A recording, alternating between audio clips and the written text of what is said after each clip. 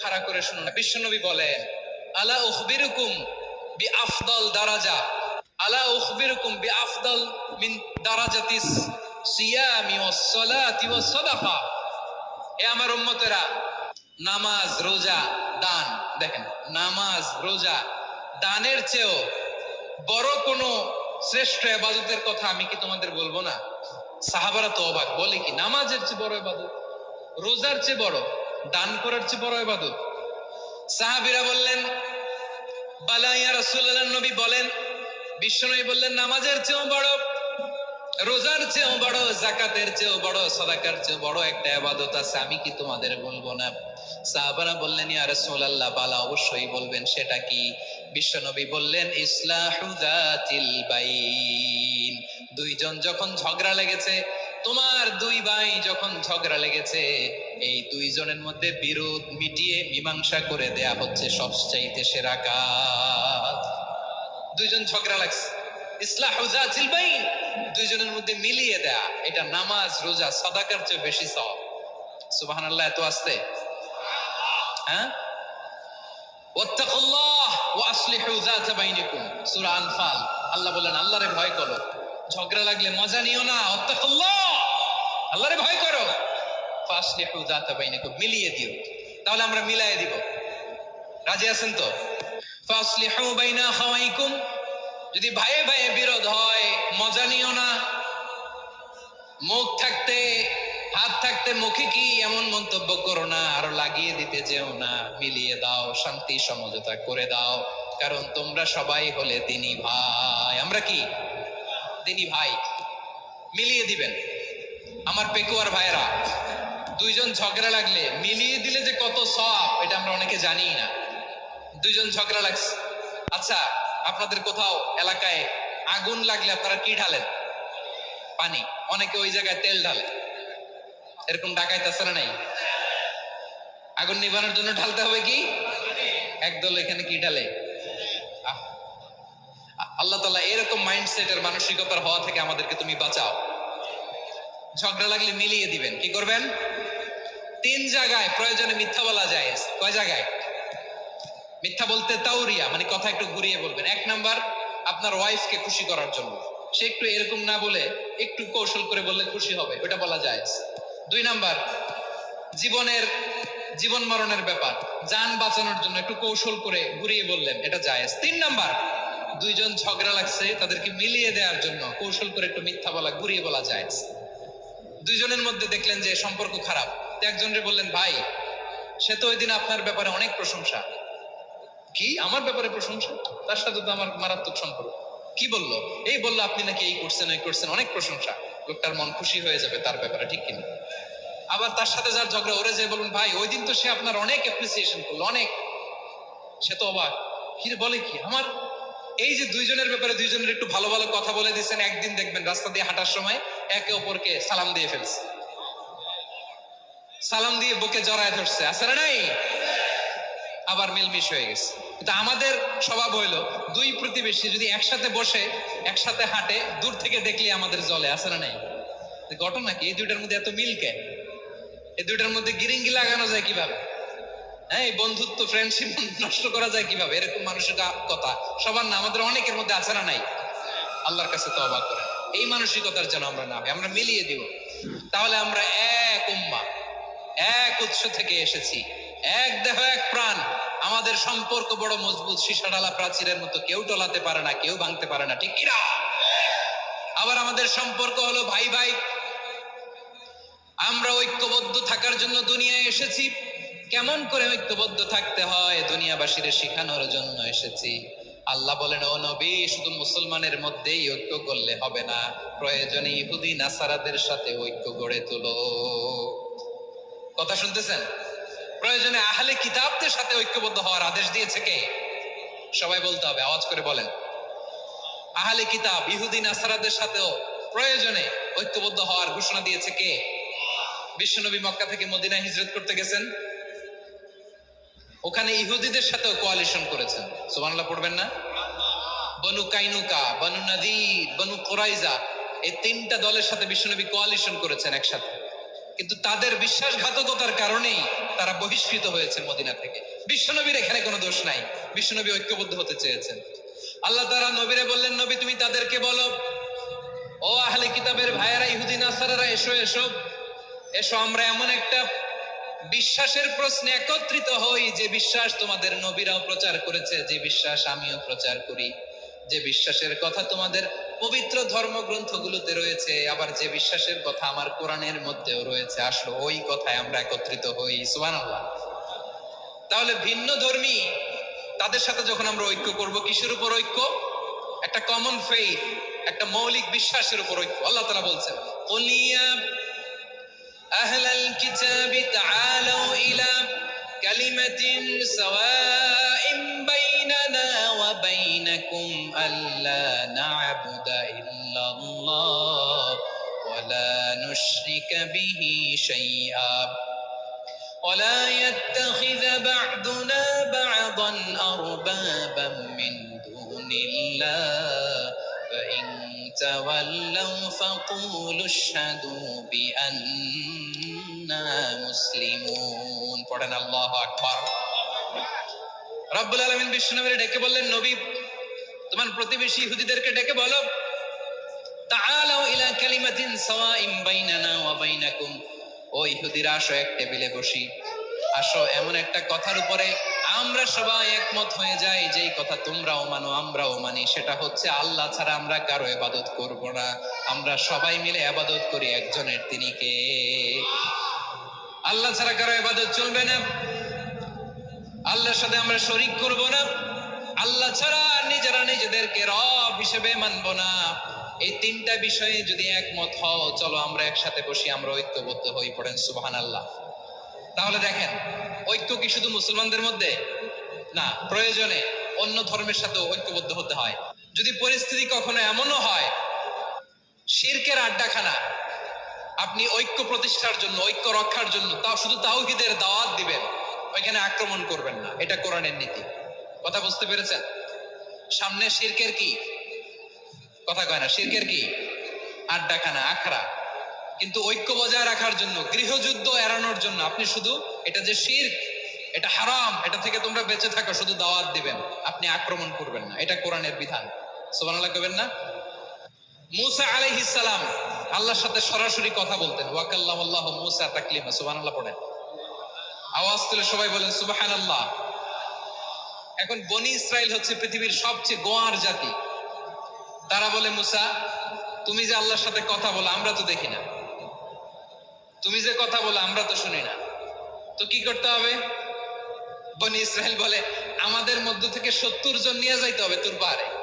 ওরা আয়েশা যদি কয় হ্যাঁ আমরা শুনছি, তাহলে বিশ্বাস করবে। কত বড় ডাকাত দেখছেন বনি ইসরাইল। এদের চেয়ে গোয়ার জাতি নাই। এত গোয়ার তুমি করেছো মুসা আলাইহিস সালামের সাথে। তুমি যে আল্লাহর সাথে কথা বলে আমরা তো দেখি, কি করব? 70 জন আমাদের বন্ধু বান্ধব যে যদি দেখে, তারা বললে ওকে আস, 70 জন আস। 70 জন নিয়ে গেল। মুসা আলাইহিস সালাম হারুন আলাইহিস সালামকে খেলাফা দিয়ে গেলেন, আল্লাহ ওনাকে নবী বানাতেন। মুসা আলাইহিস সালাম বললেন, হারুন খবরদার, বনি ইসরাইলের মধ্যে তাওহীদের বাণী প্রচার করবা, ঐক্য ধরে রাখবা, বিচ্ছিন্ন হতে দিবা না। চলে গেছে। এইদিকে বনি ইসরাইলের এক দুষ্ট লোক ছিল, নাম সামিরি। কি নাম? সামিরি। সে সবাইরে বললো তোমাদের স্বর্ণগুলো ফালাও। স্বর্ণগুলো ফেললো, বনি ইসরাইলের স্বর্ণগুলোকে গলিয়ে সে একটা গরুর বাচ্চা বানালো। গোবৎস। কিসের বাচ্চা? দেখেন গরুর পূজা কিভাবে শুরু হয় পৃথিবীতে প্রথম। গোবৎস পূজা, গরুর বাচ্চার পূজা কিভাবে। সে স্বর্ণ গলি গরুর বাচ্চা করে, জিবরাইল আলাইহিস সালাম যে জমিনে এসেছিলেন, ওই ফেরেশতার পায়ের নিচের একটু মাটি সে বুদ্ধি করে প্যাকেটে রেখে দিয়েছে। সে গরুর বাচ্চা বানায় স্বর্ণ দিয়ে গলিয়ে ওই মাটি এটার মধ্যে ঢুকাই দিছে বেলকি দেওয়ার জন্য। স্বর্ণ দিয়ে বানানো গোবৎস গরুর বাচ্চার গায়ে যখন সেই মাটি ছুঁড়ে দেয়া হলো, এখন বাছুরের ভেতর থেকে ভ্যাঁ ভ্যাঁ আওয়াজ আসতেছে। কি আসতেছে? সবাই তো অবাক। সামিরি বলে, আরে তোমরা যে 70 জন দিয়ে মুসা আলাইহিস সালামরে পাঠাইছো ওইদিকে, এত ঘুরতেছে, আল্লাহরে খুঁজে পায় না, আল্লাহ তো এটার ভিতরে ঢুকছে। নাউজুবিল্লাহ বলবেন না? তোমরা যে 70 জন দিয়ে পাঠাইলা, 70 জন নিয়ে মুসা আলাইহিস সালাম খালি ঘুরতেছে, আল্লাহরে পায় না। পাবে কেমনে? আল্লাহ তো নাউজুবিল্লাহ, এটার ভিতরে সেজদা দাও, এই সেজদা দিয়ে গেল। আল্লাহর নবী হারুন আলাইহিস সালাম বললেন, খবরদার, এটা সুস্পষ্ট শিরক। আল্লাহ সব গুনাহ মাফ করে, শিরকের গুনাহ মাফ করে না, খবরদার তোমরা থামো। কে শোনে কার কথা? এই যে যেমন এখন আপনারা আমার কথা শুনতেছেন না? শুনতেছেন? হারুন আলাইহিস সালাম বললেন, খবরদার, এই শিরকি কাজে তোমরা সংযুক্ত হয়ো না। তোমাদেরকে কি মনে নাই আমার ভাই মুসা আলাইহিস সালাম কি বলছে? আল্লাহ শিরক মাফ করেন, খবরদার শিরক করো না, আল্লাহরে ভয় করো। হারুন আলাইহিস সালাম তাদেরকে বুঝালেন, শিরক করো না, আল্লাহরে ভয় করো। শুধু এতটুকুই তিনি বুঝালেন, দাওয়াতি কাজ পালন করলেন, কিন্তু প্রতিরোধ করেন নাই, সশস্ত্র সংগ্রামে লিপ্ত হন নাই, বাধা দেন নাই, কারণ গৃহযুদ্ধ বেঁধে যেতে পারে। উনি ভাবলেন, আমি যদি আমার বাহিনী নিয়ে দাওয়াত দেওয়ার সাথে সাথে প্রতিরোধ করি, আক্রমণ করি, ওরাও আমারে আক্রমণ করবে, ব্লাডশিট হবে, রক্তপাত, এমন অবস্থা হবে বনি ইসরায়েলের মধ্যে যেটা হয়তো আমার ভাই মুসাও কন্ট্রোল করতে পারবে না। সুবহানাল্লাহ কইবেন না? এক একজন নবীকে আল্লাহ তাআলা কি ইন্টেলেক্ট দিয়ে পাঠিয়েছেন। তিনি ভাবলেন, আমি দাওয়াতি কাজটাই করি, এটা যে হারাম এটা থেকে শুধু বারণ করি, কিন্তু প্রতিরোধ না করি। আমি যদি ঐক্য ধরে রাখতে পারি, বাকিটা আমার ভাই সামলে নেবে। সুবহানাল্লাহ। হারুন আলাইহিস সালাম প্রতিরোধ করলেন না, বনি ইসরায়েলের মধ্যে গৃহযুদ্ধ বেঁধে যাওয়ার আশঙ্কায় প্রতিরোধ করলেন না, আক্রমণ করলেন না, শুধু দাওয়াত দিলেন। ইন দা মিন টাইম মুসা আলাইহিস সালাম আল্লাহর সাথে কথা বলে যখন ফিরে আসলেন, দেখলেন বনি ইসরায়েলের অধিকাংশ লোক মুশরিক হয়ে গেছে, মুশরিক হয়ে গেছে। মুসা আলাইহিস সালাম রেগে গেলেন, রেগে প্রথমে বনি ইসরায়েলদেরকে অ্যাটাক না করে ভাইয়ের দাড়ি ধরলেন। হারুন আলাইহিস সালামের দাড়ি আর চুল, মেজাজি নবী ছিলেন। হারুন, তুমি কি করলা? তোমার কি দায়িত্ব দিয়ে গেলাম, তুমি কি করলা? তুমি থাকতে বনি ইসরাইল কেমন করে শিরকের কাজে নিমজ্জিত হয়ে যায়? সাইয়েদনা হারুন আলাইহিস সালাম বললেন, ইন্নী, কোরআন সাক্ষী, কোরআন থেকে কোট করছি, ইন্নী খাশিতু আন তাকুলা ফাররাকতা বাইনা বনি ইসরাঈলা ওয়া লাম তারকুব কওলি। ও আমার ভাই, আমার দাড়ি ধরবেন না, আমার মারবেন না। আমি ভয় করেছি, আমি ভয় পেয়েছি, না জানি আপনি বলেন তুমি কেন খাশিতু আন তাকুলা ফাররাকতা বাইনা বনি ইসরাঈল, আপনি এসে আমারে যদি বলেন তুমি কেন ঐক্য ধরে রাখলে না, কেন মারামারি হলো, কেন রক্তপাত হলো, তোমার কি এই দায়িত্ব আমি দিয়ে দিয়েছিলাম? আমার কথার দিকে কি তুমি ভ্রুক্ষেপ করো নাই? আমি যে বলছি তাওহীদের বাণী প্রচার করবা আর ঐক্য ধরে রাখবা, আমার কথা কি শোনো নাই? আপনি আমারে ধমকাবেন, এই জন্য আমি প্রতিরোধ করি নাই, আক্রমণ করি নাই, গৃহযুদ্ধ আটকানোর জন্য, কিন্তু আমি দাওয়াত দিয়েছি। সুবহানাল্লাহ পড়েন। ঐক্য ধরে রেখেছেন।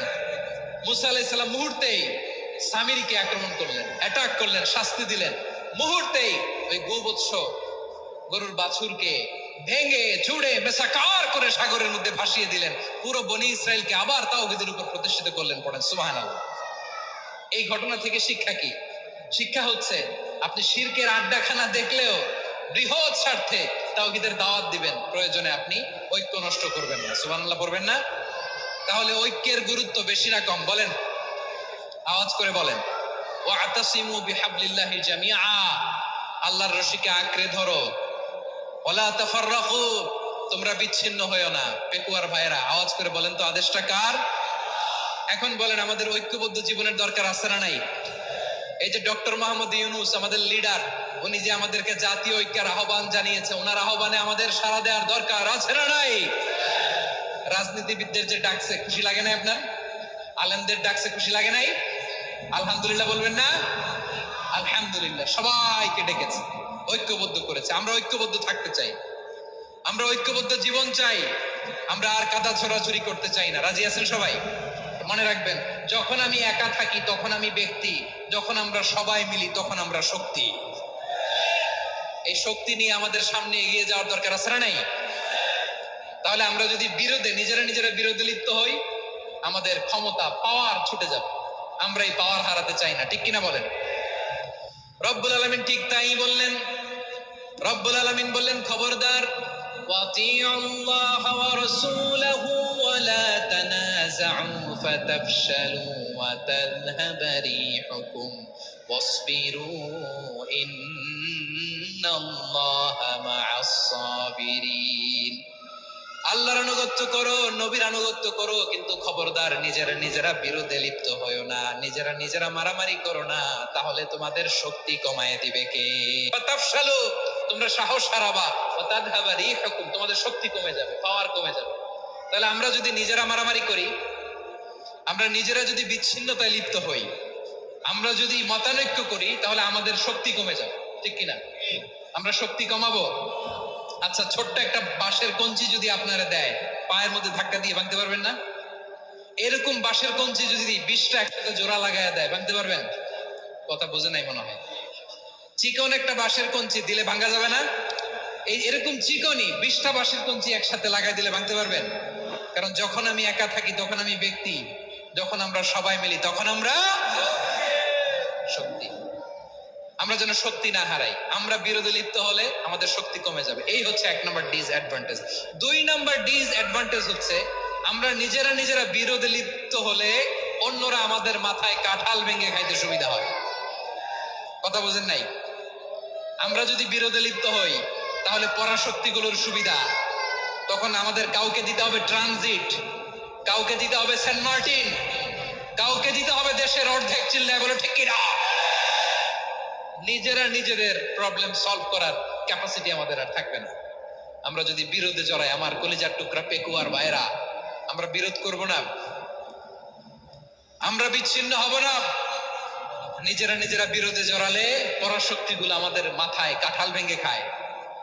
তখন ভারতের পিছনে দৌড়াতে, আমেরিকার পিছনে দৌড়াতে আমাদের জুতার তলা ক্ষয় হইয়া যাইবে। নিজেদের প্রবলেম সলভ করা যাবে না। আমরা যদি অন্যের পিছনে না দৌড়াতাম আর এই বিরোধকে থামাতে পারতাম, বাংলাদেশ আজকে যেখানে আছে তার কমপক্ষে 50 গুণ সামনে থাকতো। চিল্লায় বলেন ঠিক কিনা? তাহলে 1 নম্বর ক্ষতি হচ্ছে আমাদের পাওয়ার লেস হয়ে যায়, আমরা দুর্বল হই যদি আমরা বিরোধ করি। 2 নম্বর হচ্ছে পরাশক্তিগুলোর সুবিধা নেই। 3 নম্বর হচ্ছে আমাদের উন্নয়ন, দেশের উন্নতি, অগ্রগতি, এটা স্থবির হয়ে যায়, এটা বাধাগ্রস্ত হয়। প্রিয় ভাই, ইউনিটি, ঐক্য হচ্ছে একটা দেশের উন্নয়নের মূল ভিত্তি। 2 জন কইছে ঠিক। এদিকে এখন কয়েকজন কইছে ঠিক। ঐক্য হচ্ছে একটা দেশের, জাতীয় ঐক্য হচ্ছে কোন দেশের উন্নয়ন অগ্রগতির মূল ভিত্তি, ঠিক কিনা বলেন? ইউনিটি অফ এ কান্ট্রি, এটা হচ্ছে একটা সাস্টেইনেবল ডেভেলপমেন্ট, সোশ্যাল স্ট্যাবিলিটির জন্য এটা অনেক গুরুত্বপূর্ণ। এজন্য বিরোধের কোনো স্থান আমরা দিব না, আমরা ঐক্যবদ্ধ থাকবো ইনশাআল্লাহ বলেন। আর কখনো কাউরে কাফের বলে গালি দিবেন? তুই জাহান্নামী বলবেন? ঝগড়া লাগলে লাগাই দিবেন? তাহলে কি করবেন? মিলায় দিব। আওয়াজ করে বলেন কি করব? প্রিয় ভাইরা, এই বিরোধ গত 50 বছর তো আমরা দেখেছি, ধর্মীয় অঙ্গন বলেন, সামাজিক অঙ্গন বলেন, রাজনৈতিক অঙ্গন বলেন, এই বিরোধ আমাদেরকে শেষ করে দিয়েছে। এই 24-এর ছাত্র নাগরিক অভ্যুত্থানের পরেও যদি সেই বিরোধ আমাদেরকে খায়, তাহলে এতগুলো তাজা জেনজির রক্ত বৃথা যাবে। চিল্লায় বলো ঠিক কিনা? আমরা এই রক্তগুলোকে বৃথা দিতে চাই না, বৃথা যেতে দিতে চাই না। আমরা ঐক্যবদ্ধ থাকতে চাই। রাজি আছেন? আমরা আর কাদা ছোড়াছুরি করবো না। অনেক হয়েছে, আন্না, এবার থামুন। অনেক হয়েছে, আন্না। প্রথমেই আমি এদেশের সম্মানিত আলেম সমাজকে বিনয়ের সাথে অনুরোধ করব, আসুন আমরা ঐক্যবদ্ধ হই। আমি সম্মানিত আমার মাথার তাজ ওলামাদেরকে জাতীয় ঐক্যের আহ্বান জানাই। আমি আমার সম্মানিত রাজনৈতিক ব্যক্তিবর্গদেরকে জাতীয় ঐক্যের আহ্বান জানাই। অনেক হয়েছে, আন্না। আধিপত্যবাদকে রুখে দিতে হলে, বাংলাদেশের বিরুদ্ধে যে কোনো ধরনের ষড়যন্ত্রকে রুখে দিতে হলে জাতীয় ঐক্যের কোনো বিকল্প নাই। চিল্লায় বলো ঠিক কিনা?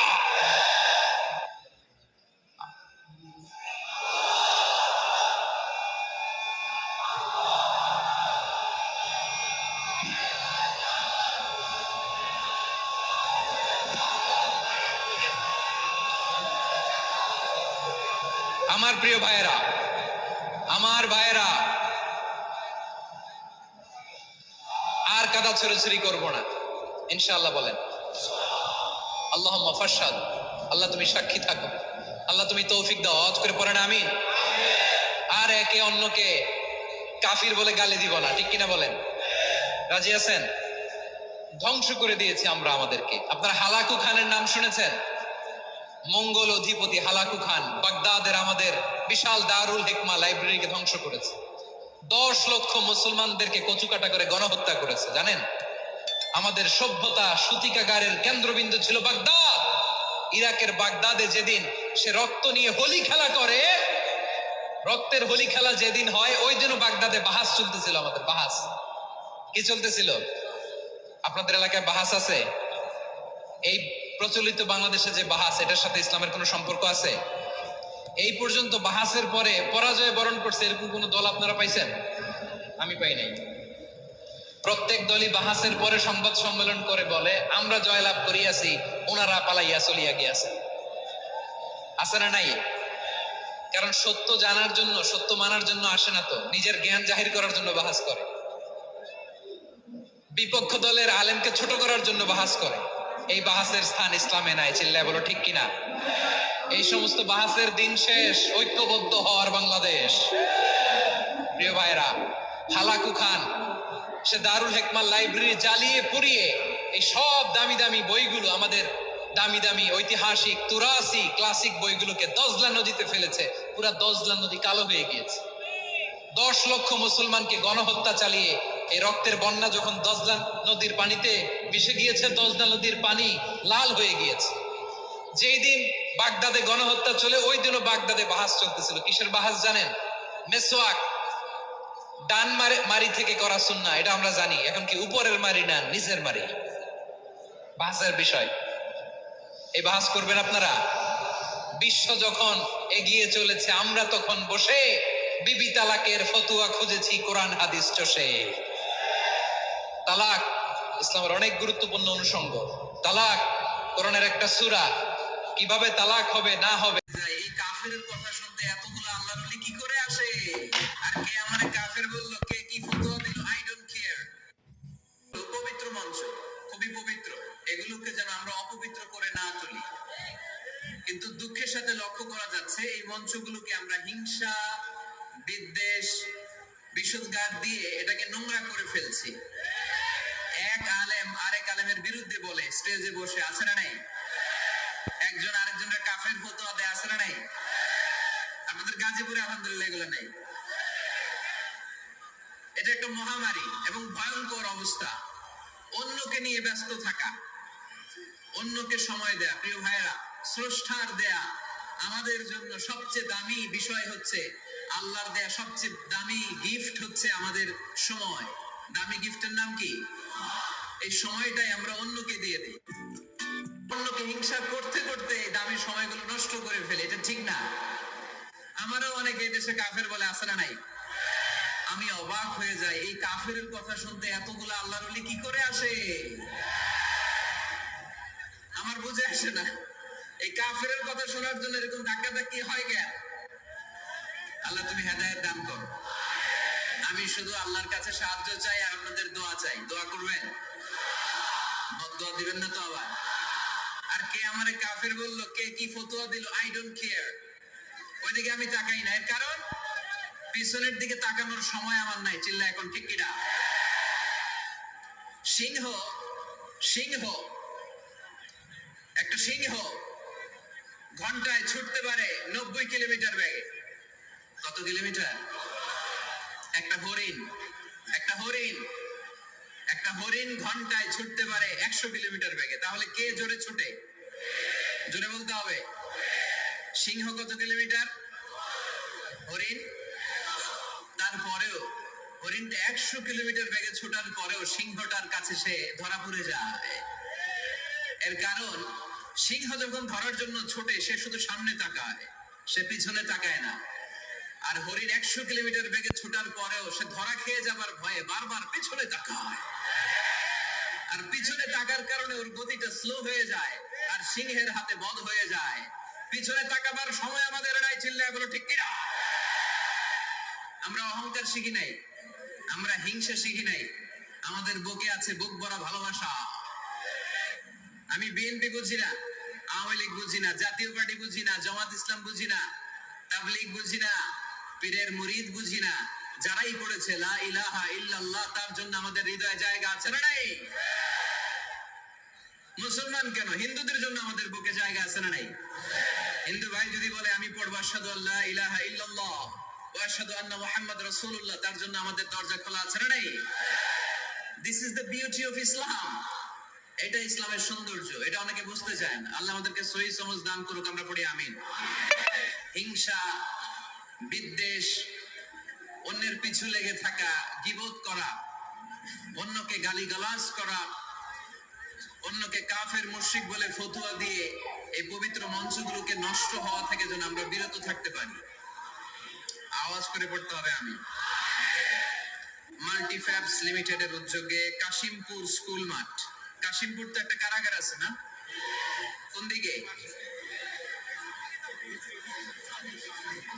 বায়ে। আচ্ছা আচ্ছা, আলহামদুলিল্লাহ। ওনারা শুনতে পাচ্ছে নাকি? আচ্ছা, আলহামদুলিল্লাহ। মাইক দেয় নাই? 80টা মাইক দিছেন? 80টা? তো যারা অসুস্থ তারা ঘুমাবে কেমনে এখন? আমি প্রায় বলি যে এই তাফসীর মাহফিল গুলো ট্র্যাডিশন আমাদেরকে পরিবর্তন করে দিতে হবে।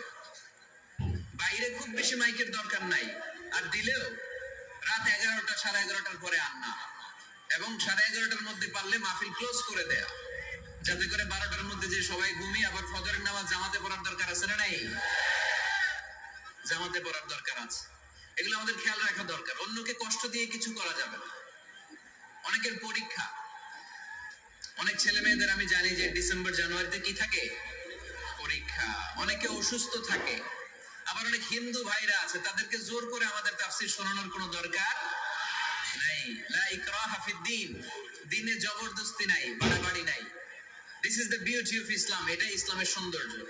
আমরা ইসলামের সৌন্দর্যকে প্রকাশ করব।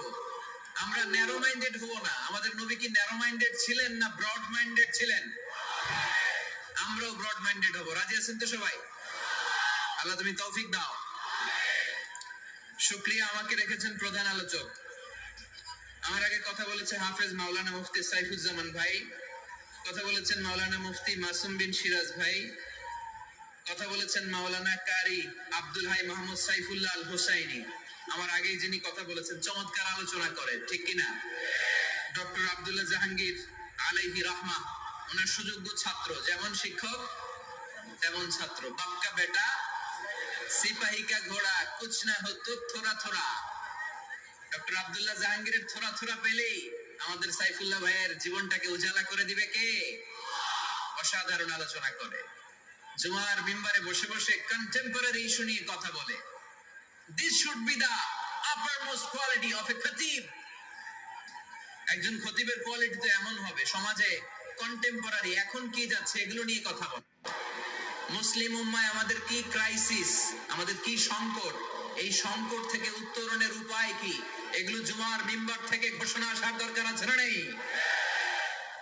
আমাদের আব্দুল হাই মোহাম্মদ সাইফুল্লাহ ভাই এই কন্টেম্পোরারি বিষয়গুলো নিয়ে কথা বলে। আমরা তার জন্য দোয়া করি, আমার ভাই যেন আরো চমৎকার কথা আমাদেরকে উপহার দিতে পারে। আল্লাহ তুমি তৌফিক দাও। প্রধান অতিথি আলহাজ মহিউদ্দিন ফারুকি, চেয়ারম্যান মাল্টিফ্যাবস লিমিটেড। ভাই আপনি, আপনার বাবা, উনি সিঙ্গাপুরে আছে না, অনেক অসুস্থ। ভাইজান দোয়া চেয়েছে, আমরা ওনার জন্য দোয়া করি, আল্লাহ যেন ওনাকে তাড়াতাড়ি সুস্থ করে দেয়। আজকের প্রোগ্রামের সভাপতি হচ্ছে আলহাজ মীর আসাদুজ্জামান তুলা। তুলা ভাই আসছে দেশের বাইরে, কাউন্সিলর 6 নং ওয়ার্ড গাজীপুর মহানগর গাজীপুর। তারপর ভাইয়ের নামটা ভুলে গেলাম, ডক্টর মিসবাহ ফারুকি, পরিচালক মাল্টিফ্যাবস লিমিটেড। আছেন হাফেজ মাওলানা মাসুম বিল্লাহ, আছে জনাব আব্দুল কুদ্দুস। যারাই এই প্রোগ্রামের জন্য কষ্ট করেছেন তাদের সবাইকে আল্লাহ জাযা খায়ের দান করুক, আমরা সবাই পড়ি আমিন। গতকাল রাতে আপনাদের মাননীয় মন্ত্রী মহোদয়ের সাথে আমার ফোন আলাপ হয়েছে, খুব সম্ভবত মুক্তিযুদ্ধ বিষয়ক মন্ত্রী আ.ক.ম. মুজাম্মেল হক সাহেব, খুব ভালো মানুষ। আমি আবার এখন গ্রিন সিগন্যাল না পেলে কোথাও যাই না, মাইকের আওয়াজ যায় না। Okay okay, let me handle the issue. কিরে ভাই, তোমার নাম কি? ওইদিকে একটু ঠিক করো। ঠিক করতেছি, দাও একটু ঠিক করতেছি। তোমার টিম পাঠাও। ও তো যাইতে পারবে না, ওরে মাথার উপর দিয়ে উঠায় দিয়ে পাঠায় দাও, পাশ দিয়ে পাঠায় দাও। একটু ক্রস চেক করো, একটু ডাবল চেক করো মাইকগুলো ঠিক আছে কিনা। বারবার মাঝখানে ডিস্টার্ব হলে তো কথা বলা যাবে না। দেখতেছো? ওকে, 5 মিনিটের মধ্যে ঠিক হয়ে যাবে, আর কথা বলা যাবে না। সম্মানিত সুধী, আমি চাইবো অল্প কয়েক মিনিট যতক্ষণ কথা বলি আপনাদের কান দুটো খরগোশের মতো খাড়া করে আমার দিকে রাখতে হবে। পারা যাবে? মাশাআল্লাহ। আমাকে আলোচনার সুন্দর একটা বিষয় দেয়া হয়েছে, সূরা জুমআ আয়াত 10। হইছে হইছে কি ইয়েস নাকি নো?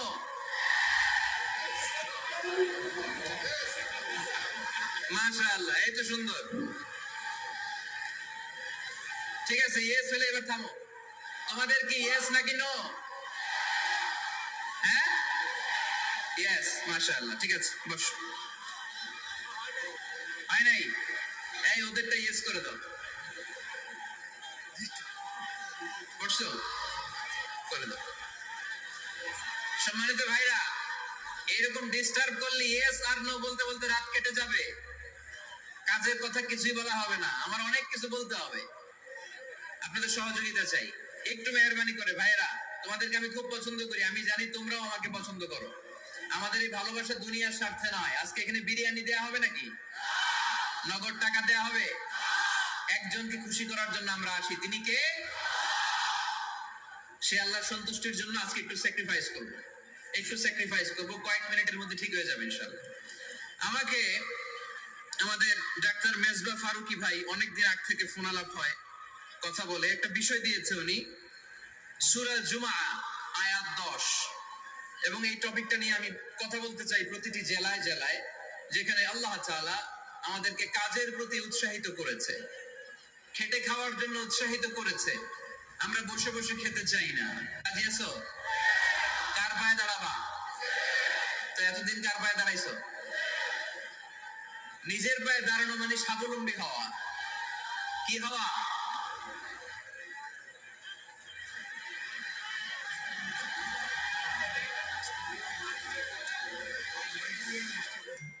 এই মাইকের সমস্যার কারণে আমাদের মাহফিলগুলো মাইর খেয়ে গেল। কনসার্টে শুনছেন মাইকের সমস্যা? তারপর যেখানে গান বাজনা হয় মাইকের সমস্যা শুনছেন? লাফায় লাফায় জিকির করে ওইখানে মাইকের সমস্যা শুনছেন? আমাদের কোরআনের তাফসীর গুলোতে মাইকের সমস্যা। এগুলো কইরো না, আগে থেকে ঠিক রাখো। আর এখন তো মৌসুমের শুরু, তুমি 3-4 মাস সার্ভিস দেওয়ার পরে মার্চ এপ্রিলে এরকম হইলে হইতে পারে, ঠিক কিনা? বছরের শুরুতেই যদি এরকম হয় তাহলে তো সর্বনাশ।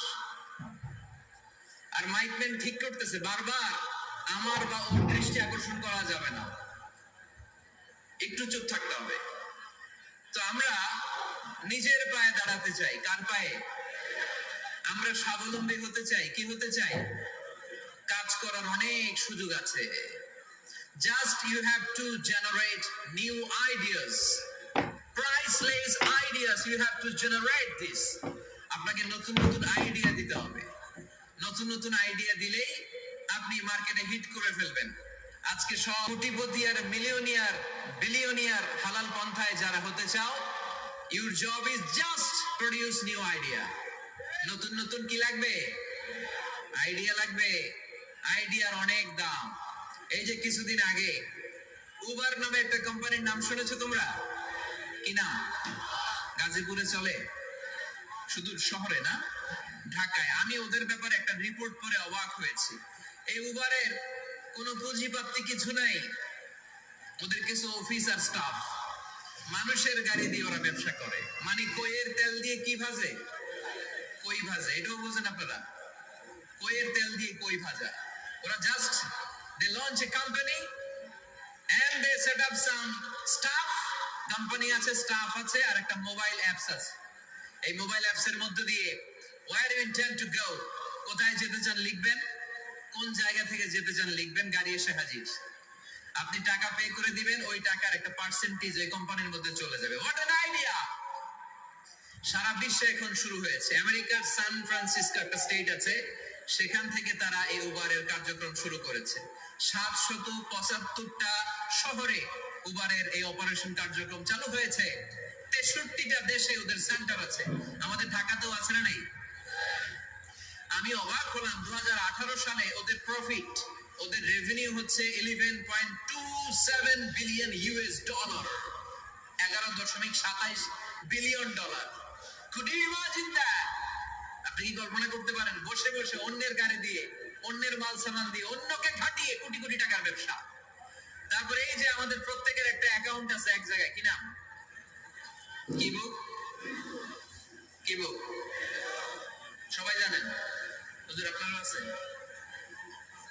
মাশাআল্লাহ। এই যে ফেসবুকের জন্য আমরা খেটে যাচ্ছি, দিন নাই রাত নাই, আমরা যে স্ক্রলিং করছি, লাইক দিচ্ছি, শেয়ার দিচ্ছি, we all are the staff of Facebook.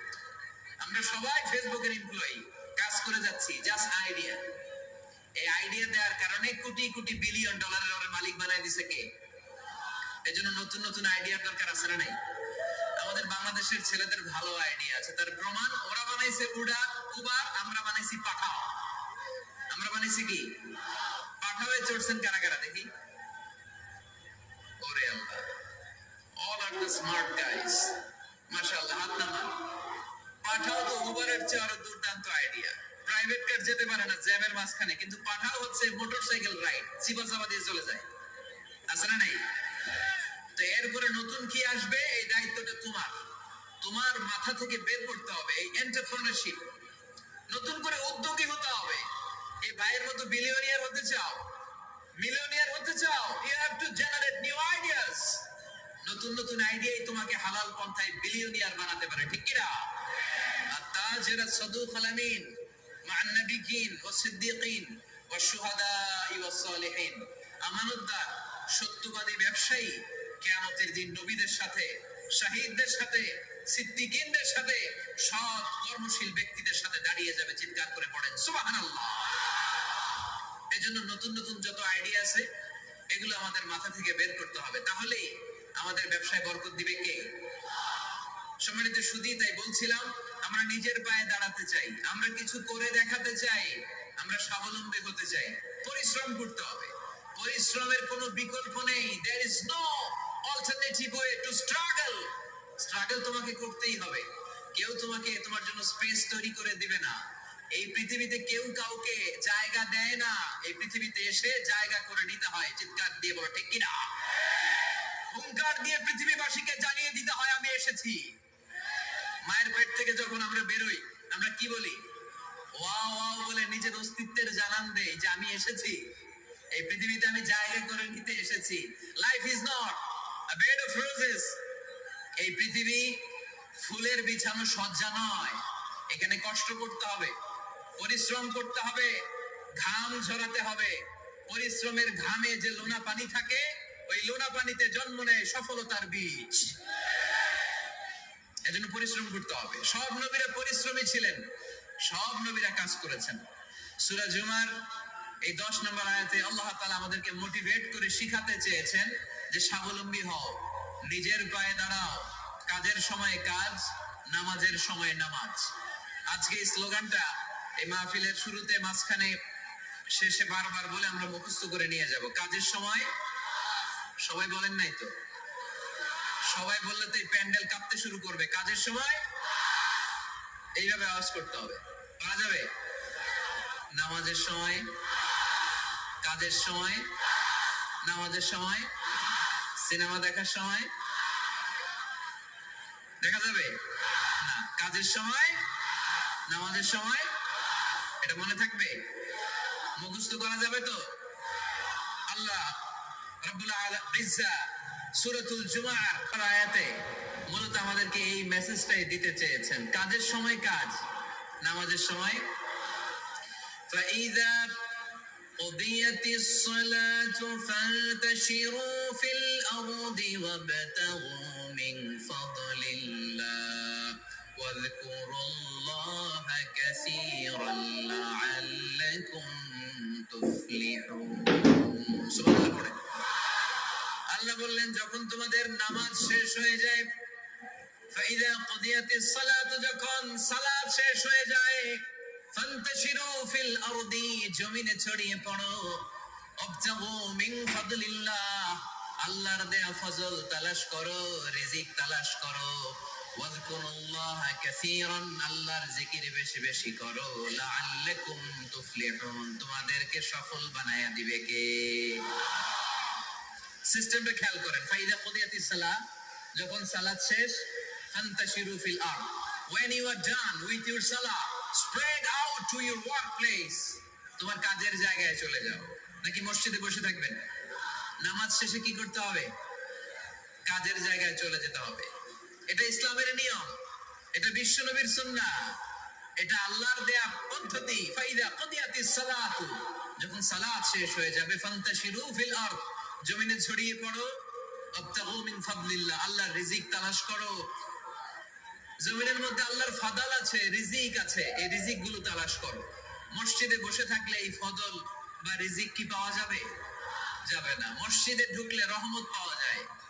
গাজীপুরের ভাইয়ের আওয়াজ তুলে বলেন, মসজিদে ঢুকলে কি পাওয়া যায়? এজন্য মসজিদে যখন আমরা ঢুকি, কোন পা দিয়ে ঢুকি? ডান পা দিয়ে ঢুকেই আমরা বলি আল্লাহুম্মা ইফতাহলি আবওয়াবা রাহমাতিক, O Allah, open for us the door of your mercy. Allah আমাদের জন্য আপনার সব রহমতের দরজাগুলো খুলে দেন। কারণ মসজিদে ঢুকলে রহমত দেয় কে? আর মসজিদ থেকে যখন বের হই তখন রহমত নয়, তখন পাওয়া যায় ফদল। যে ফদলের কথা আল্লাহ ইয়াতে বললেন, ওয়াবতাগু মিন ফাদলিল্লাহ, এই ফদল মানে হচ্ছে রিজিক। তাই মসজিদ থেকে যখন বের হই, কোন পা দিয়ে বের হই? আর কি দোয়া পড়ি? আওয়াজ করে বলেন, আল্লাহুম্মা ইন্নী আসআলুকা মিন ফাদলি, মানে হে আল্লাহ, আমি আপনার কাছে আপনার ফদল চাই, রিজিক চাই। দুনিয়ার কেউ রিজিক দিতে পারে না, রিজিক দিতে পারে কে? এই রিজিক আমি আপনার কাছে চাই। আবার আল্লাহ বললেন, ওয়াল্লাযী জাআলা লাকুমুল আরদা যালুলা ফামশু ফি মানাকিবিহা ওয়া কুলু মির রিজকি ওয়া ইলাইহিন নুশুর। তিনি তো এমন সত্য, যিনি তোমাদের জন্য জমিনটারে বানিয়েছেন সাহালাতুল মাসালিক, সহজে হাঁটা যায়, চলা যায়, চারা বীজ রোপণ করা যায়, চাষাবাদ করা যায়। আল্লাহ বললেন, জমিনের আনাচে কানাচে ঘুরে বেড়াও, জমিনের মধ্যে তোমাদের জন্য রিজিক রেখে দিয়েছে কে? এই জমিনের সব জায়গায় রিজিক আছে। আপনি জমিনের পাহাড়ে যাবেন, পাহাড়েও রিজিক আছে। জানেন পাহাড়ে কি চাষ হয়? হ্যাঁ, জুম চাষ হয়। বাংলাদেশের পাহাড়ে জুম চাষ হয়। আর মালয়েশিয়ার পাহাড়গুলোতে সব চাষ হয়। মালয়েশিয়া একটা জায়গা আছে, ক্যামেরুন হাইল্যান্ড, ভাই গেছিলেন নাকি? ৬,০০০ ফিট উপরে, ঠান্ডা, প্রচন্ড ঠান্ডা। আমি প্রায় যাই, ওখানকার চা বাগানের স্নিগ্ধ হাওয়া আমাকে টানে খুব, বাতাসটা খুবই ক্লিন, ভাল লাগে। ওই ক্যামেরুন হাইল্যান্ডে ৬,০০০ ফিট উপরে ওরা করেছে ফুলের বাগান, ফলের বাগান, চায়ের বাগান, স্ট্রবেরির বাগান, মধুর চাষ করে।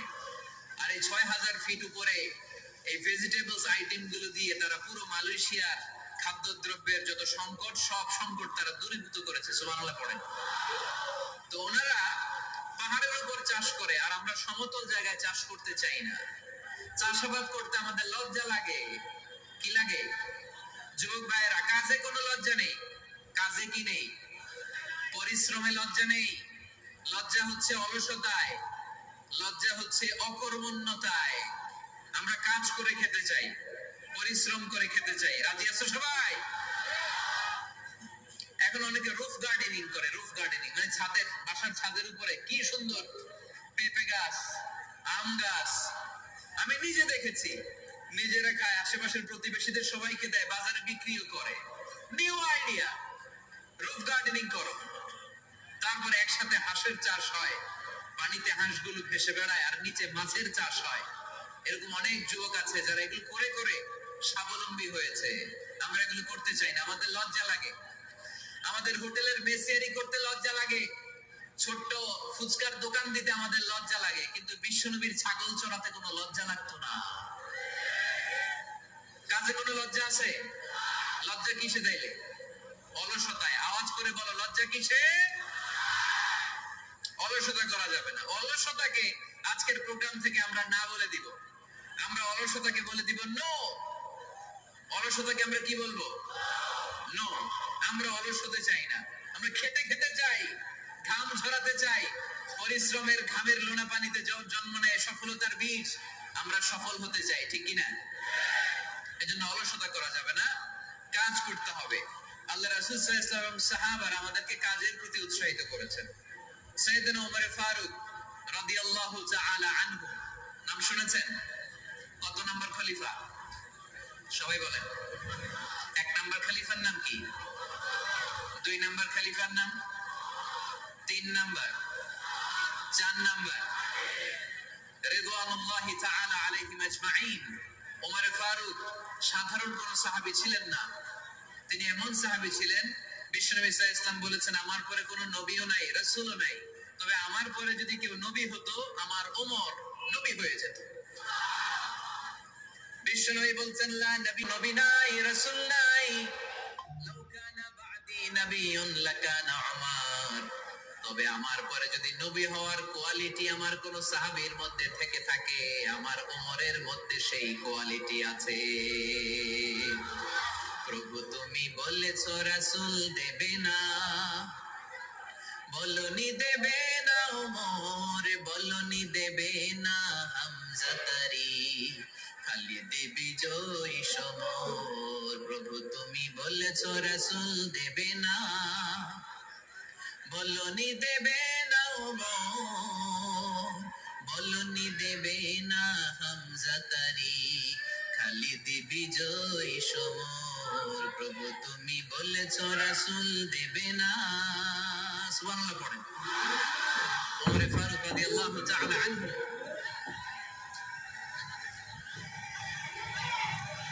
মতো খারাপ রেশন অডিও রেকর্ডের মধ্যে কি চেহারা দেখা যায়? এখানে যারা দেখতে পান ওই দিকে থাকে, ওই যে এখানে প্রজেক্টর আছে, আওয়াজ করা যাবে। আলোচনার মাঝখানে বক্তাকে এত ডিস্টার্ব করলে বক্তা তার আলোচনার ফ্লো হারিয়ে ফেলে। সে কি বলছিল এটা সে ভুলে যায়। সে মাথার মধ্যে কি কি পয়েন্টস, কি কি মেসেজ গুলো শেয়ার করার জন্য সে আগাচ্ছিল এটা সে ভুলে যায়। এজন্য আর কয়েক মিনিট কথা বলবো, আর কষ্ট দিব না আপনাদেরকে, একটু চুপ থাকবেন। দ্বিতীয় খলিফার নাম কি ছিল? সবাই বলেন কি নাম? সাইয়েদনা ওমর ফারুক রাদিয়াল্লাহু তাআলা আনহু। ওনারে মুনাফিকরা খুব ভয় পেত। কারা? মুনাফিক চিনেন তো? ভিতরে এক বাইরে আরেক, তার নাম? সবাই বলেন ভিতরে এক বাইরে আরেক, তার নাম মুনাফিক। ইউযহিরু খিলাফা মা ইউবতিন, আরবিতে কি বলে? ইউযহিরু খিলাফা মা ইউবতিন, প্রকাশ করে একটা ভিতরে আরেকটা। ভিতরে এক বাইরে আরেক, তার নাম? সবাই বলেন ভিতরে এক বাইরে আরেক, তার নাম? আমরা কি মুনাফিক হতে চাই? এরা যখন যে সুবিধাজনক অবস্থানে থাকে তখন থাকে, ডান দিকে যে বলে আপনি ভালো, আমি আপনার দলের লোক, বায়ে যে বলে আরে না এটা খারাপ, আপনি ভালো, আমি আপনার দলের লোক, এরকম আছে না নাই? যখন যে ক্ষমতায় তখন তারে তেল মারে, যেদিকে বৃষ্টি আর তুফান ওইদিকে ছাতা ধরে, আছে না নাই? বাংলাদেশে একটা গান চলছিল কিছুদিন, শুনতাম, মধু হই হই বিষ হাবাইলা। সূরাতুল মুনাফিকুনের তাফসীর বোঝানোর জন্য এটা আমার জন্য খুব সহজ ছিল। মধু হই হই বিষ হাবাইলা, বলে মধু, বলে কি? বাটির মধ্যে নিয়ে আসছে, বলে এটা মধু, বলে কি? আসলে এটা কি? জোরে বলেন। আমরা কি মুনাফিক হতে চাই? না, আমরা কি হতে চাই? মুনাফিকরা হচ্ছে এদিকেও যায় না আবার ওদিকেও যায় না, মুযাবযাবিন, they all the time long in dilemma, they don't know where to go, they don't know where to proceed, কোন দিকে যাবে জানে না, ডানেও না বায়েও না, নেহি এদার নেহি ওদার, দরমিয়ান মে সাদর বাদার। এরকম আছে না? উপর দিয়া ফিটফাট, ভিতর দিয়া সদরঘাট এখনো ফিটফাট হয় নাই। এই মুনাফিকের অবস্থা হচ্ছে উপরে ফিটফাট ভিতরে সদরঘাট। আমরা কি মুনাফিক হতে চাই? কি হতে চাই? মুমিন হতে চাই। এই মুনাফিকের দলগুলো মদিনাতুল মুনাওয়ারাতে ওমর ফারুককে খুব ভয় পেত। ওমর ফারুককে দেখলে তারা থারথার করে কাঁপতো। শুধু মুনাফিকরাই নয়, খোদ ইবলিস শয়তানও সাইয়েদনা ওমর ফারুককে দেখলে ভয় পেত। আমরা আমাদের ছেলে মেয়েদেরকে যদি খাবার না খায় আমরা কি বলি? আম্মু খাবার খাও, কি আসবে? ভূত আসবে, বিড়াল আসবে, বাঘ আসবে। এগুলো গাজীপুরে বলে না বোধহয়। আপনাদের ছোট্ট মেয়েটা যদি রাত্রে খেতে না চায়, আপনারা লোকমা তুলে কি বলেন? এই তাড়াতাড়ি খাও, কি আসবে? ভূত, ভূত আসবে। তো মদিনার সমাজে মদিনার ছোট্ট কচি কাঁচা সোনার মণিরাও রাতে খেতে চাইতো না। মদিনাতুল মুনাওয়ারার মায়েরা রাত্রিবেলা খাবার নিয়ে বাচ্চাদেরকে বলতো, মা তাড়াতাড়ি খাও, হা হুয়া ইয়াতি উমর, ওই যে উমর আসতেছে, উমর ইসলামের দ্বিতীয় খলিফা। আশাদ্দুহুম ফি আমরিল্লাহি উমর, আল্লাহর জমিনে আল্লাহর দ্বীন বাস্তবায়নের জন্য সবচেয়ে শক্তিশালী ছিল উমর। চিল্লায় পড়েন সুবহানাল্লাহ। এই উমরে ফারুক রাদিয়াল্লাহু তাআলা আনহু যে রাস্তা দিয়ে হাঁটতো, শয়তান ওই রাস্তা রেখে দিয়ে অন্য রাস্তা দিয়ে হাঁটতো। মা সালাকা শাইতানু ফাজ্জান সালিকান ইল্লা সালাকা ফাজ্জান গায়রা ফাজ্জিক। বিষ্ণু বলছেন, ওমর, শয়তান তোমারে দেখে এত ভয় পায়, তুমি যে রাস্তা দিয়ে হাঁটো, শয়তান তোমারে দেখলে ওই রাস্তা রেখে দিয়ে অন্য রাস্তা দিয়ে হাঁটে। চিল্লায় পড়েন সুবহানাল্লাহ। এদিকে কি হয়েছে? বেশি হয়ে গেছে। কি এটাই সবচেয়ে বড় মাঠ?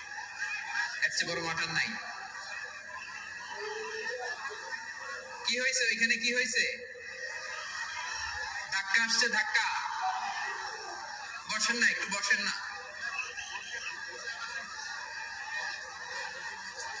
মন্ত্রী মহোদয় আসছে?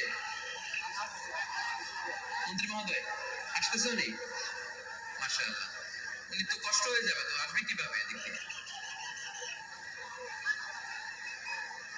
একটু জিকির করি, লা ইলাহা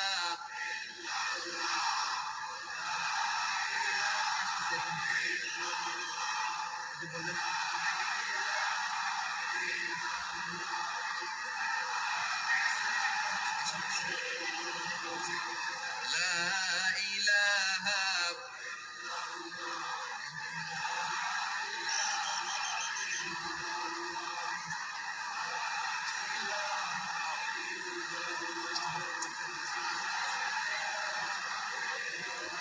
সুবহানাল্লাহ আলহামদুলিল্লাহ লা ইলাহা ইল্লাল্লাহ সুবহানাল্লাহ।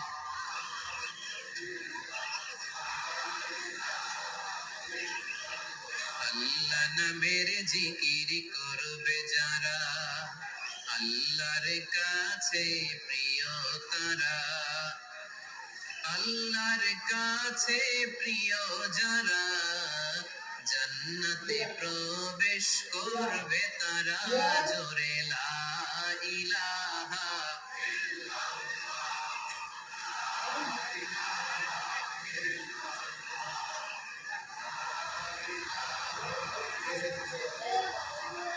লা ইলাহা ইল্লাল্লাহ লা ইলাহা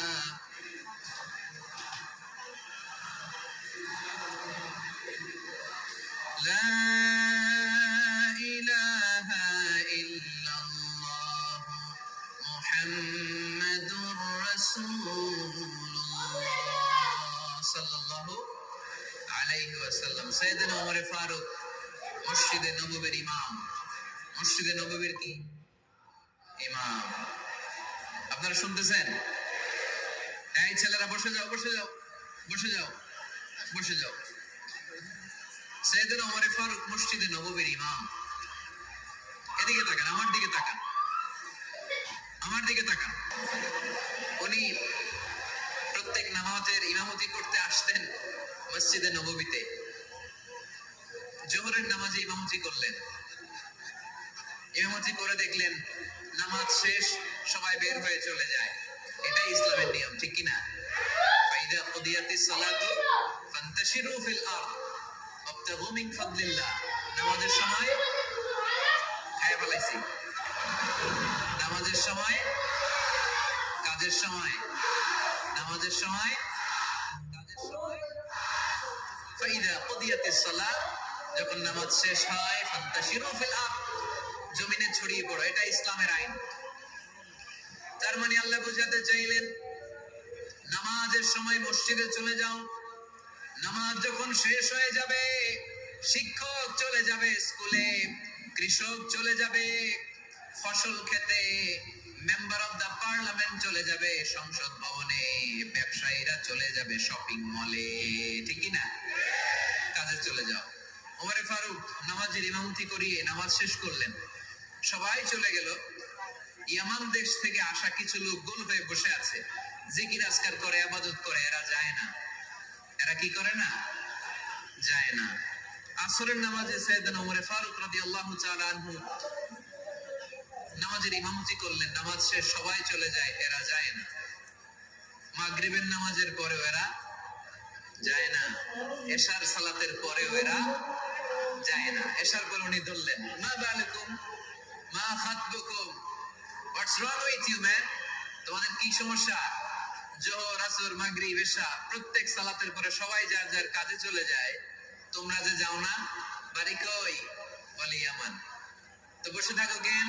কি করো? কয় জিকির করি। কি করি? কি করি? জিকির আজকার করি, তাসবিহ তাহলিল করি, ইবাদত করি। তো তোমরা যে যাও না, তোমাদের খাবার দেয় কে? খাবারের ব্যবস্থা হয় কোত্থেকে? তারা বলল, আমাদের জিকির দেখে, আমাদের বুজুর্গি দেখে আশেপাশের লোকেরা পাতিল ভরে খাবার নিয়ে আসে, ওই খাবার আমরা খাই। নাহনু আল মুতাওয়াক্কিলুনা আলাল্লাহ, আমরা আল্লাহর উপর তাওয়াক্কুল করে এখানে বসে থাকি। ওমরে ফারুক বললেন, সর্বনাশ, তোমরা যদি মুতাওয়াক্কিলুনা আলাল্লাহ হও তাহলে কেমনে হবে? তোমরা তো মুতাওয়াক্কিলুনা আলাল্লাহ নও, তোমরা হচ্ছে আল মুতাওয়াক্কিলুন বা'দুকুম আলা বা'দ, আল্লাহর উপর তাওয়াক্কুলকারী নয়। তোমরা যারা পাতিলের মধ্যে করে খাবার নিয়ে আসে তাদের উপর তাওয়াক্কুল করে বসে আছো, ঠিক কি না? তোমাদের জিকিরও চলে, আবার মাথায় টেনশনও চলে, পাতিল কি ছোট আসবে না বড় আসবে, খাবারে আমার ভাগেরটা থাকবে কি থাকবে না, টেনশন আছে না নাই? কারণ অন্যের উপর নির্ভরশীল, নিজেরা রান্না করে নাই, নিজে তো বাজার করে নাই, নিজের তো অ্যারেঞ্জমেন্ট বলতে কিছু নাই, আরেকজন যা দিয়ে যাবে ওইটা খাবে। ওমরে ফারুক বুঝালেন, আরে বোকা, এটারে তাওয়াক্কুল বলে না। তোমার সাধ্যে যতটুকু আছে তার সবটুকু করার পরে তুমি তাওয়াক্কুল করবে একজনের উপর, তিনি কে? এক সাহাবী বললেন, ইয়া রাসূলুল্লাহ, ইয়া হাবিবাল্লাহ সাল্লাল্লাহু আলাইহি ওয়াসাল্লাম, আমি অনেক দূর থেকে সফর করে এসেছি, এই যে আমার ওটের রশিটা, এটা ছেড়ে দিয়ে যদি আমি ঘুমিয়ে যাই, আল্লাহর উপর তাওয়াক্কুল করি, আমার ওটটা বসে থাকবে নাকি? বিষ্ণু বললেন, না, এটারে তাওয়াক্কুল বলে না। ওটের রশি রেখে দিয়ে ঘুমাইলে তোমার ওট দৌড় দিবে। এ আকিলহা সুম্মা তাওয়াক্কাল আলাল্লাহ, ওটের রশিটা আগে দড়ি দিয়ে ভালো করে গাছের সাথে বাঁধো, তারপরে তাওয়াক্কুল করবে একজনের উপর, তিনি কে? আগে বাঁধতে হবে, তারপরে তাওয়াক্কুল, আগে কাজ করতে হবে, তারপরে তাওয়াক্কুল। এক লোক বড় হুজুরের কাছে দোয়া চাইছে, হুজুর আপনি দোয়া করবেন আল্লাহ যেন আমার একটা ছেলে সন্তান দেয়। কি দেয়? কথা বুঝে নাই বোধহয়। কি দেয়? ছেলে সন্তান দেয়। তো হুজুর অনেক দোয়া করে দিছে, বড় হুজুর, আল্লাহ তারে তুমি ছেলে সন্তান দিও। তো ছেলে সন্তান হয় নাই। তার পরের বছর এসে আবার হাজির, হুজুর একটু দোয়া করেন আমার জন্য আল্লাহ একটা ছেলে সন্তান দেয়। হুজুর আবার দোয়া করলেন, কিন্তু ছেলে আর হয় নাই। পরের বছর এসে আবার হাজির, হুজুর একটু দোয়া করেন। কি দোয়া করবো বাপ? বলে, হুজুর দোয়া করেন আল্লাহ যেন আমার একটা ছেলে সন্তান দেয়। হুজুর আবার দোয়া করলেন। এর পরের বছর এসে আবার হাজির, কয় হুজুর ছেলে সন্তান। হুজুরকে ঘটনা কি? ঘটনা কি? এর সন্তান হয় না কেন? বললো, বাবা তুমি কি বিয়ে করছো? কয় না। সন্তান হবে কোত্থেকে? আগে তো বিয়ের পর্বটা সার, তারপরে তাওয়াক্কুল করবি কার উপর?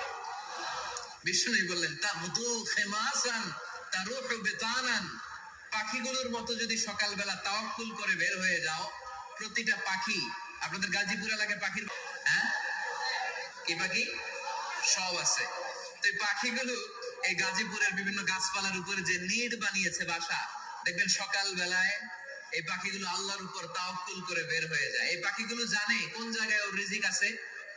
এই পাখিগুলোর রিজিকের ব্যবস্থা করলো কে?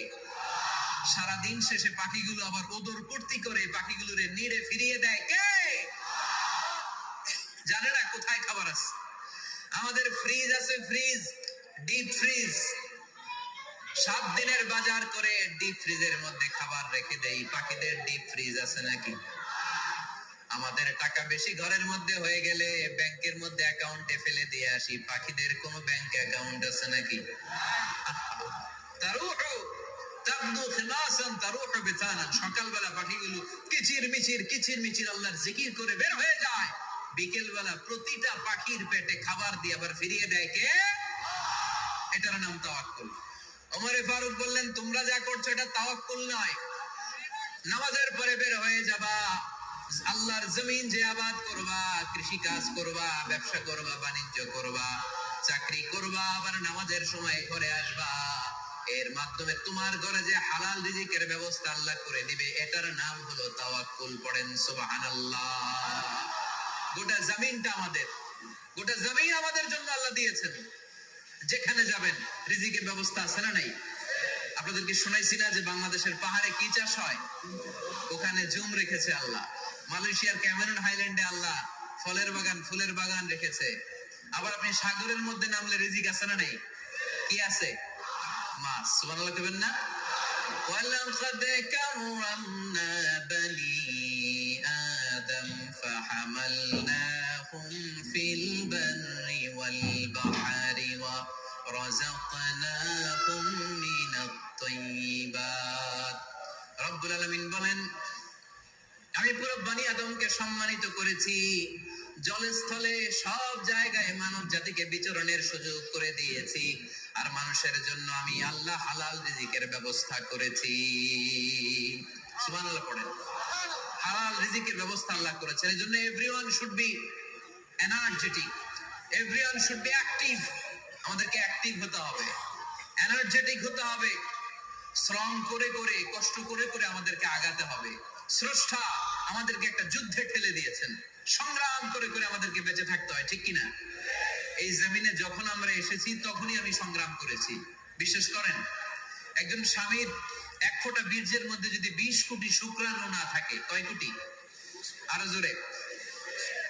20 কোটি শুক্রাণু যদি না থাকে, 20 কোটি বা 2 কোটি শুক্রাণু যদি না থাকে, তাহলে ওই শুক্রাণু থেকে কোনো মানব সন্তান মায়ের পেটে জন্ম নেয় না। তাহলে চিন্তা করেন, ওই 20 কোটি শুক্রাণুর মধ্যে আমি একটা শুক্রাণু, ঠিক কিনা? এতগুলো শুক্রাণু ডিম্বাণুকে আঘাত করে অ্যাক্টিভ হতে চেয়েছিল। ওই 2 কোটির মধ্যে বাকি সবগুলোরে হারিয়ে চ্যাম্পিয়ন হয়েছিলাম সেদিন মায়ের গর্ভে আমি। চিল্লায় বলো ঠিক কিনা? সেদিন আমার হাত ছিল না, সেদিন আমার পা ছিল না, আমার চোখ ছিল না, আমার রেসপিরেটরি সিস্টেম ছিল না, আমার ব্রেন সচল ছিল না, আমার মামা ছিল না, আমার দাদা ছিল না, আমার গায়ে শক্তি ছিল না। ওই কঠিন পরীক্ষায় যদি 2 কোটি কম্পিটিটরকে আমি হারিয়ে বিজয় লাভ করতে পারি, এই জমিনের বুকেও আমার কেউ হারাতে পারবে না। চিল্লায় বলো ঠিক কিনা? আমরা এসেছি বিশ্বকে জয় করার জন্য, জয় করার জন্য। আবার যখন মায়ের পেট থেকে বের হই, তখন আমাকে সংগ্রাম করে বেরোতে হয়। এইখানে তোমরা আমার ছোট্ট সোনামণিরা সিজারে হইছো কারা কারা? দেখি সিজারে। যে হুজুর আমি সিজারে পৃথিবীতে এসেছি, হাত তোলো। কয়েকজন হাত তুলছে, মাশাআল্লাহ। ঠিক আছে, অসুবিধা নেই, হাত নামাও। এটা একটা প্রাকৃতিক নিয়ম। মায়ের পেট থেকে পৃথিবীতে আমরা এভাবে আসি। কেউ প্রাকৃতিক পদ্ধতিতে আসি, কেউ সিজারে আসি। যারা সিজারে আসছে তারা এই কষ্টটা সহ্য করে নাই, তাদের অন্য ধরনের স্ট্রাগল পৃথিবীতে আসার পরে। কিন্তু আমরা যারা নরমাল প্রসেসে এসেছি, সেই সময়টার কথা খেয়াল করেন। আমাদের দেহের সাইজ অনেক বড়, আমাদের ওজন অনেক বেশি, কিন্তু আমাদের মায়ের যেই অঙ্গটা দিয়ে আমরা পৃথিবীতে এসেছি, ওই জায়গাটা বড় সরু। খুব ছোট্ট একটা জায়গা দিয়ে এই বিশাল দেহ নিয়ে আমাকে সংগ্রাম করে আসতে হয়েছে, ঠিক কিনা? এবং এটা ল্যাবরেটরিক্যালি প্রুভড, সায়েন্টিফিক্যালি অ্যাটাস্টেড যে এটা একজন বাচ্চার জন্য, নবজাতক নিউ বর্ন বেবির জন্য খুবই স্বাস্থ্যকর, খুবই হেলদি। কারণ এই ছোট্ট জায়গাটা দিয়ে, মায়ের ওই ছোট্ট অঙ্গ দিয়ে আমরা যে পৃথিবীতে আসি, আমাদেরকে একটা চাপ সহ্য করতে হয়। ওই চাপের কারণে আমার নাকের ভিতরে, কানের ভিতরে যে ধরনের দূষিত গ্লিসারিন আছে, পদার্থ আছে, এগুলো সব বের হয়ে যায়। আর এই প্রচন্ড চাপটা আমাদের দেহটাকে কর্ম সহিষ্ণু হয়ে গড়ে তুলতে সাহায্য করে। সুবহানাল্লাহ। নিয়ে আসেন এখানে, নিয়ে আসেন শেষের দিকে। এফিডেভিট নেই, পরে হবে। তাহলে আপনারা দায়িত্ব নিয়ে এফিডেভিট করবেন, শুধু শাহাদা পড়বে আমার হাতে। ঠিক আছে, ফাইন। সেই দিন আমরা স্ট্রাগল করে পৃথিবীর বুকে এসেছিলাম। যেদিন মায়ের পেট থেকে যুদ্ধ করে আমাকে পৃথিবীতে আসতে হয়েছে, ওই দিন আমার কান ছিল, এখনকার মতো কানের শক্তি ছিল, এখন যে হাতে শক্তি, ওই শক্তি ছিল? ওই কঠিন পরিস্থিতিতে যদি আমি সংগ্রাম করে টিকে থাকতে পারি, বর্তমান সময়ে আমাদেরকে কেউ আটকায় রাখতে পারবে না, পারবে না। ইন্নাকা কাদিহুন ইলা রাব্বিকা কাদহান ফামুলাকি। আল্লাহ বললেন, ও বনি আদম, তোমাকে কষ্ট করতে করতে আমার কাছে আসতে হবে। আবার আল্লাহ বললেন, লাকাদ খালাকনাল ইনসানা ফি কাবাদ। আমি বনি আদমকে, দুনিয়ার সবগুলো মানুষকে কর্মসহিষ্ণু করে তৈরি করেছি। সুবহানাল্লাহ বলেন। কর্মসহিষ্ণু। আমাদের এক একজন মানুষ যে আমরা কতটা কষ্ট আর ধৈর্য সহ্য করতে পারি আপনি কল্পনাও করতে পারবেন না। নরমাল প্রসেসে আমাদের মা যেদিন আমাদেরকে ডেলিভারি দিয়েছিলেন, তখন আমাদের মা 57 ইউনিট প্লাস। সুস্থ মানুষ ব্যথা সহ্য করতে পারে 45 ইউনিট। কত ইউনিট? কিন্তু আমাদের মা যেদিন আমাদেরকে দুনিয়ার বুকে এনেছিলেন, সেদিন আমার মা, আপনার মা ব্যথা সহ্য করেছিল 57 ইউনিট প্লাস, 57 ইউনিটেরও বেশি। এই ব্যথাটা সাধারণ কোনো ব্যথা নয়। একটা অ্যাক্সিডেন্টে আপনার দেহের 20টা হাড় বা হাড্ডি ভেঙে গেলে যত ব্যথা, তার চেয়েও বেশি ব্যথা আমার মা সহ্য করেছিলেন। আমার মাকে ওই দিন এই ব্যথাগুলো সহ্য করার তৌফিক দিয়েছিলেন কে? তাহলে কি পরিমাণে কষ্ট সহিষ্ণুতা আর কর্ম সহিষ্ণুতা নিয়ে যে আমরা জন্মাই, আমাদের কোনো ধারণাই নাই। এজন্য আমি প্রায় বলি, ছেলে মেয়েদেরকে, সন্তানকে ননির পুতুল করে গড়ে তুলবেন না। ছেলে মেয়েদেরকে কষ্ট সহিষ্ণু করে গড়ে তোলেন। প্রতিকূল পরিবেশে কি করে নিজের অস্তিত্ব জানান দিতে হয়, এমন করে আমরা আমাদের মুসলমান সন্তানদেরকে গড়ে তুলবো। চিল্লায় বলেন ঠিক কি না? লাকাদ খালাকনা, মোবারকবাদ জানাই। সম্মানিত সুধী, আমরা বলছিলাম কাজের সময়, আরো জোরে বলতে হবে, কাজের সময়, নামাজের সময়, আর ভরসা করতে হবে একজনের উপর। তিনি কে? কাজে কোনো লজ্জা আছে? লজ্জা কিসে? অলসতায়। আমরা অলস হতে চাই না। রাসূল বাত্তালে দুক্কানু শয়তান, অলস মস্তিষ্ক শয়তানের আড্ডাখানা। আমরা নিজের পায়ে দাঁড়াতে চাই, আমরা স্বাবলম্বী হতে চাই, আমরা সাস্টেইনেবল ডেভেলপমেন্ট গোলের পক্ষে, আমরা মিলেনিয়াম ডেভেলপমেন্ট গোলের পক্ষে, আমরা বাংলাদেশকে উন্নতির শিখরে নিয়ে যাওয়ার পক্ষে। চিল্লায় বলেন ঠিক কিনা? আমরা আগে দুনিয়ার কল্যাণ চাই, এটা ইসলামের নিয়ম। আগে কি আখেরাত চাই না আগে দুনিয়া চাই? জোরে বলেন। আরে দুনিয়াতে ভালো থাকলেই তো আখেরাতে ভালো থাকবেন। এজন্য আল্লাহ আমাদেরকে শিখালেন, পড়ো, রাব্বানা আতিনা ফিদ দুনিয়া হাসানা ওয়া ফিল আখিরাতি হাসানা ওয়া কিনা আযাবান নার। আয় আমাদের রব, এই দুনিয়ার বুকে আপনি আমাদেরকে কল্যাণ দেন, আখিরাতের বুকে আপনি আমাদেরকে কল্যাণ দেন, আগুনের শাস্তি থেকে আল্লাহ আপনি আমাদেরকে বাঁচিয়ে দেন। পড়ে না আমিন। তাহলে আগে দুনিয়া, তবে দুনিয়াকে হৃদয়ে স্থান দেওয়া যাবে না। দুনিয়াকে বশ করে হাতে নিব, কিন্তু হৃদয়ে থাকবে আখিরাত। জোরে বলতে হবে ঠিক কি না? নিজ হাতে উপার্জিত সম্পদের চেয়ে শ্রেষ্ঠ কোনো সম্পদ আর হতে পারে না। আমার দিনমজুর ভাইয়েরা,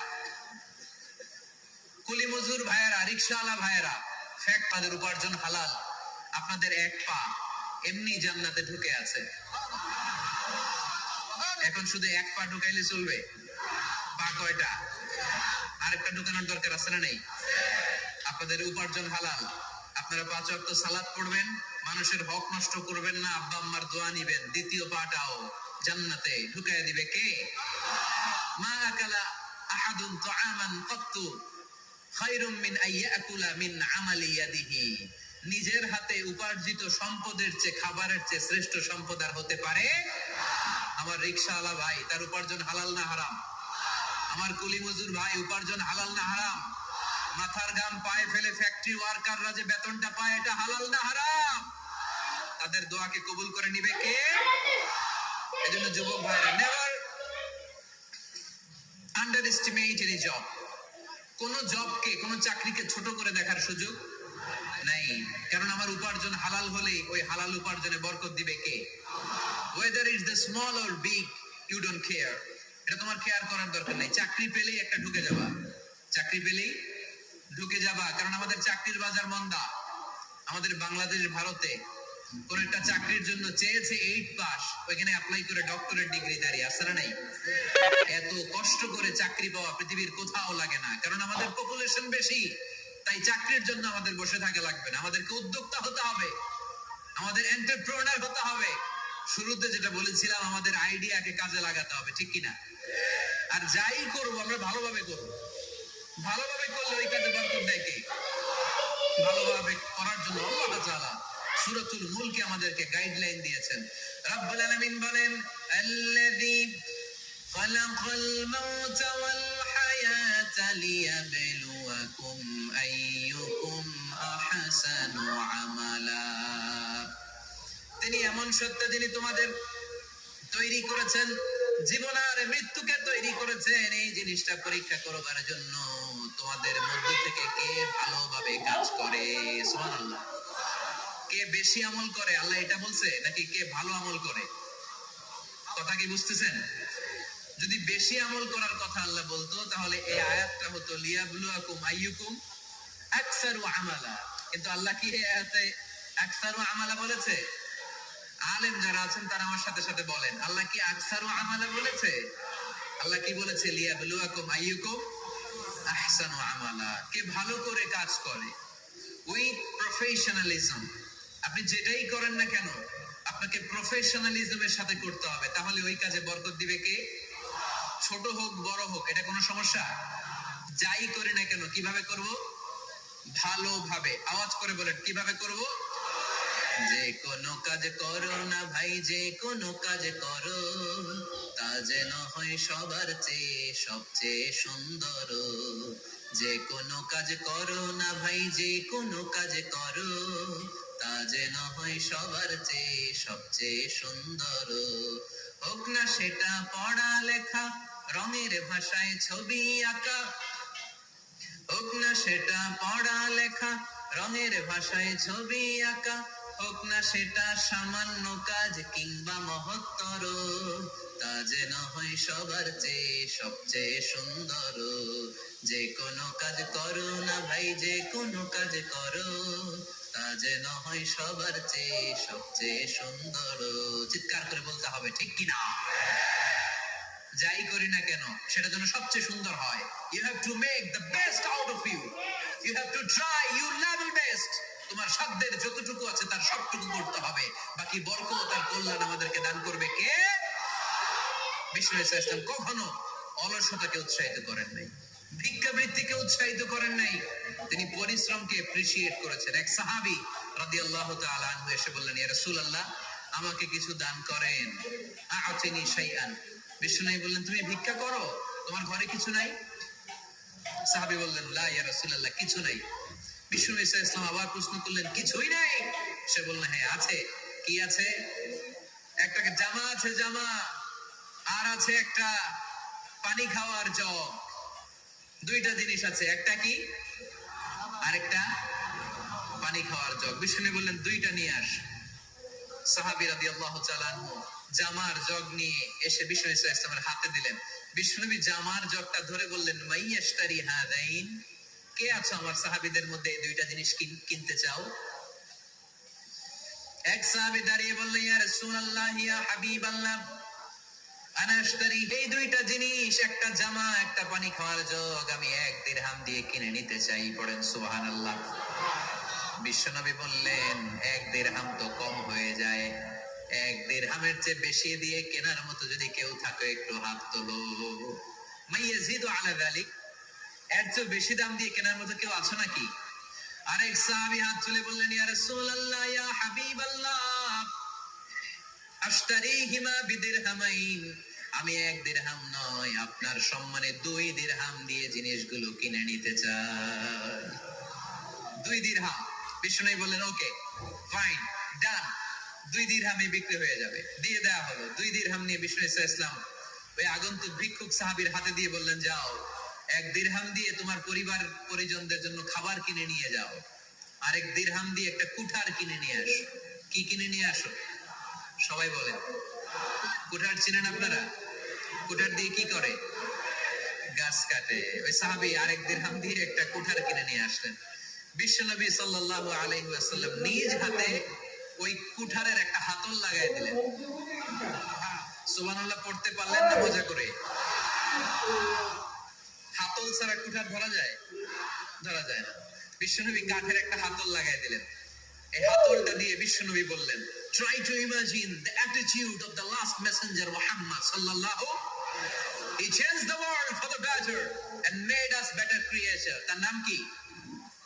কি নাম? He was Muhammad sallallahu alayhi wa sallam.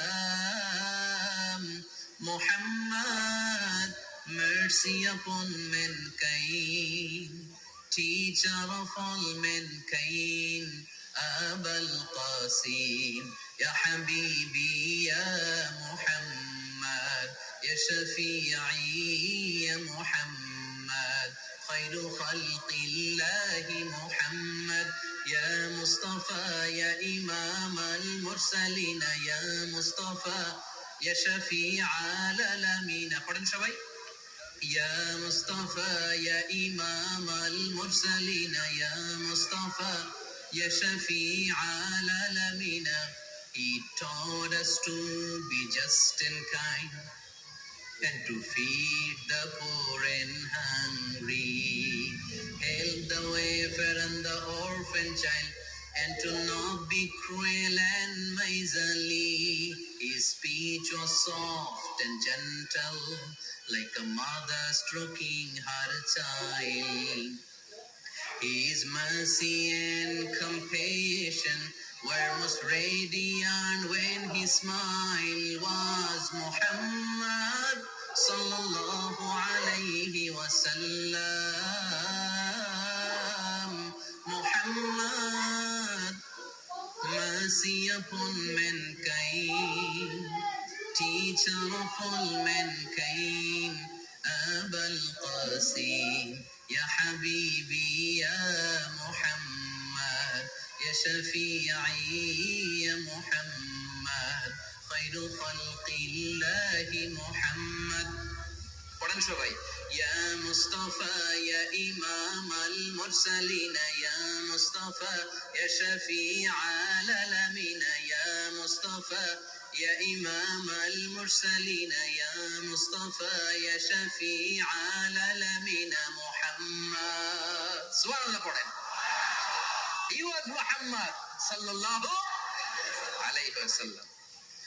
বিশ্বনবী নিজ হাতে ওই সাহাবীর কুঠারের ভেতরে একটা হাতল লাগাই দিলেন। ঘটনা মনে আছে নাকি নাশিদ শুনে ভুলে গেছেন? ঘটনা মনে আছে সবার?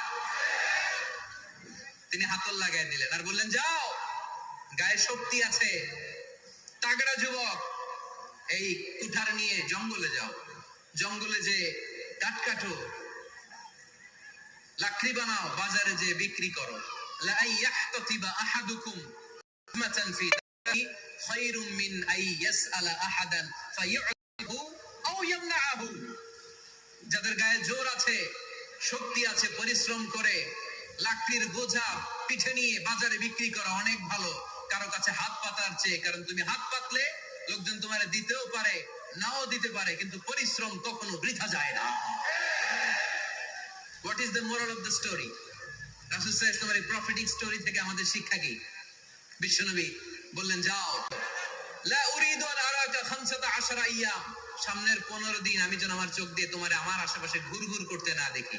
সাহাবী চলে গেলেন, কাঠ কাটতে আরম্ভ করলেন, বাজারে বিক্রি করতে আরম্ভ করলেন। 15 দিনের ব্যবধানে 10 দিরহাম নিয়ে বিশ্বনবীর দরবারে ওই সাহাবী হাজির হয়ে গেলেন।